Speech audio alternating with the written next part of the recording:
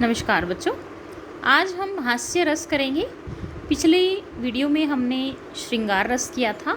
हास्य रस जब किसी व्यक्ति, वस्तु या असाधारण चीज़ को देखकर और विकृत आकृति को देखकर, विचित्र रूप चेष्टा को देखकर पाठक या श्रोता के मन में हास्य विनोद का भाव जग जाता है, उसे हास्य रस कहते हैं।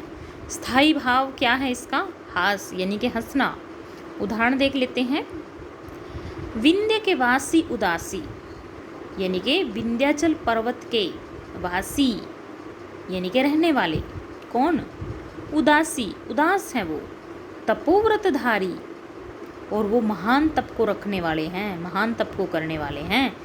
महाबिनु नारी दुखारे, बिनु नारी यानी कि नारी के बिना, महादुखारे यानी कि वो कैसे तपोव्रतधारी हैं जो कि नारी के बिना दुखारी है। तो ये अजीब सी बात है कि एक तो व्रतधारी स्वयं को कह रहे हैं और दूसरी तरफ नारी की बात कर रहे हैं कि नारी के बिना वो दुखी हैं। तो स्थायी भाव क्या है यहाँ पर? हास है, आलंबन। विंध्य के वासी, आश्रय तपोव्रतधारी। आलंबन कौन है? नारी। उद्दीपन, दुखी विचित्र वेशभूषा। और अनुभाव, ठहाका लगाना, संचारी, हर्ष और उत्सुकता। करुण रस।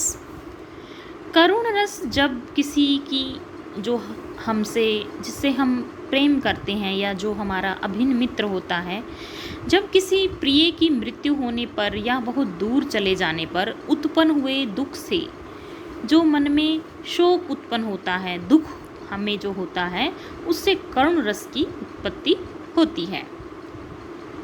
उदाहरण देख लेते हैं।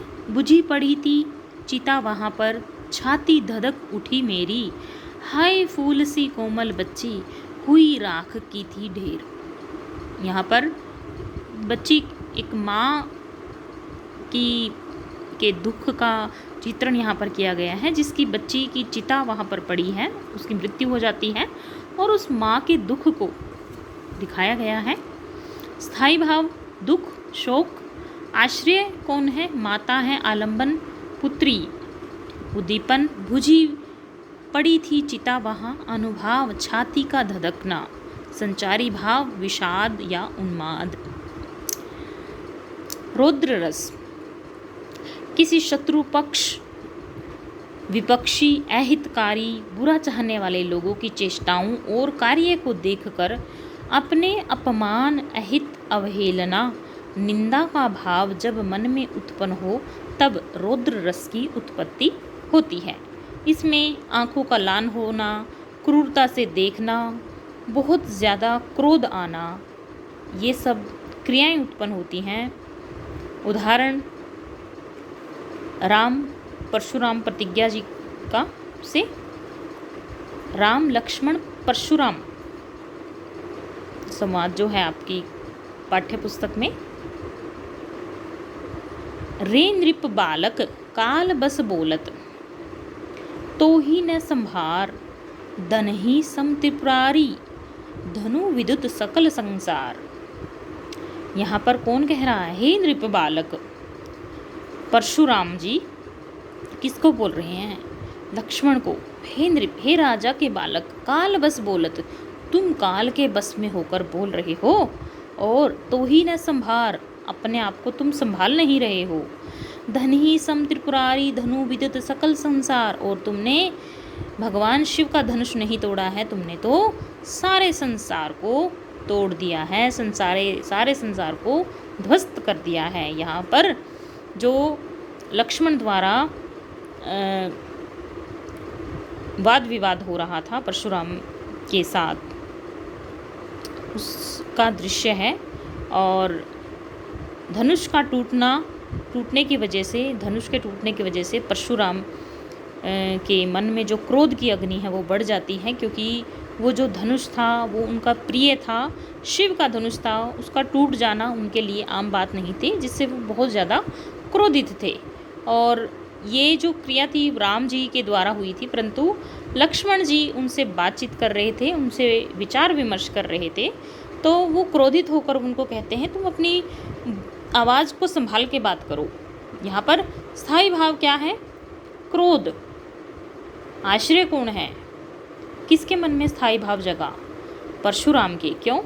क्योंकि वो उसके साथ वाद विवाद कर रहा था। आलंबन कौन है? क्यों टूटा? कारण क्या बना? कारण बना शिव का धनुष भंग होना, शिव के धनुष का टूटना। और उद्दीपन किन क्रियाओं की वजह से स्थायी भाव जगा? लक्ष्मण जो व्यंग्य बाण बोल रहा था, तर्क वितर्क कर रहा था, वो उद्दीपन कहलाता है।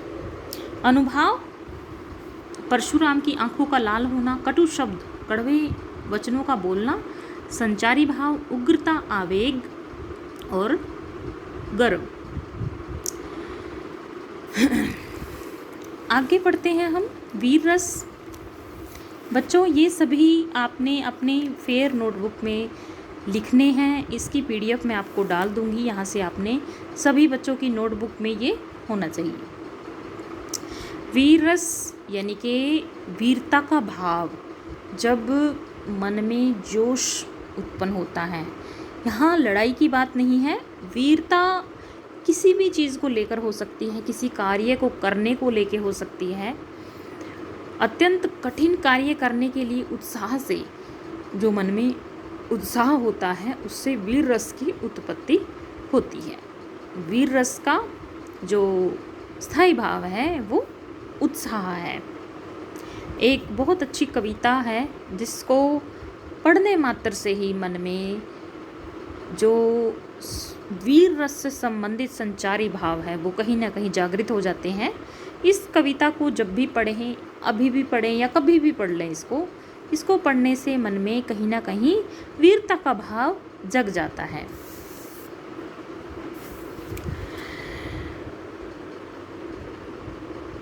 सुभद्रा कुमारी चौहान जी की कविता है ये। सिंहासन हिल उठे राजवंशों ने भ्रिकुटी तानी थी, बूढ़े भारत में आई फिर से नई जवानी थी। गुमी हुई आज़ादी की कीमत सबने पहचानी थी, दूर फिरंगी को करने की सबने मन में ठानी थी।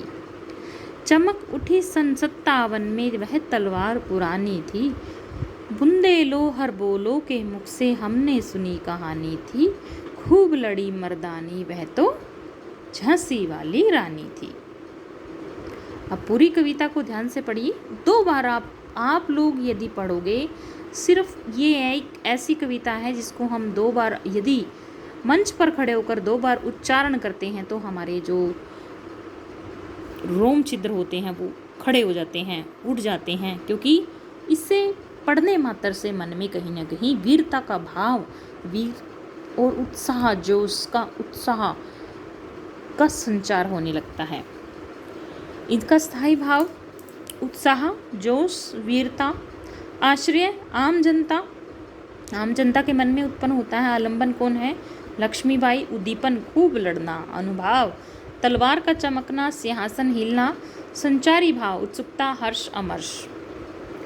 विभत्स रस घृणा उत्पन्न करने वाली गंदी, बदबूदार, भद्दी, मैली, कुचैली वस्तु को देखकर मन में जो घृणा का भाव उत्पन्न हो उसे विभत्स रस उत्पन्न होता है। जब भी हम किसी मैली, कुचैली या कूड़े के ढेर को देखते हैं या कहीं पर कुछ ऐसी चीज़ देखते हैं, कोई जीव मरा हुआ पड़ा है या फिर कोई ऐसी चीज़ जिसमें से बू आ रही हो, तो मन में कहीं ना कहीं छी का भाव उत्पन्न होता है और उस छी के भाव से विभत्स रस की उत्पत्ति होती है।